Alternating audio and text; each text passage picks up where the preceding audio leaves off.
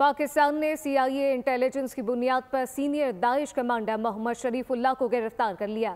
America ने इज़हार तशक्कुर किया है। काबुल एयरपोर्ट पर हमले में 13 अमरीकी फौजी मारे गए थे। काबुल एयरपोर्ट पर हमले में मुलव्विस senior Daesh commander Mohammad Sharifullah को पाकिस्तान ने गिरफ्तार कर लिया। CIA की फराहम करदा मालूमात पर पाकिस्तान एलीट यूनिट ने पाक अफगान सरहदी इलाके में कार्रवाई की। दाइश कमांडर मोहम्मद शरीफुल्लाह 2021 में काबुल एयरपोर्ट पर हमले का मास्टरमाइंड था। इस हमले में 13 अमरीकी फौजी मारे गए थे। शरीफुल्लाह उर्फ जाफर को पाकिस्तानी इदारों की जानिब से हिरासत में लिए जाने के बाद आज अमेरिका के हवाले किया जा रहा है।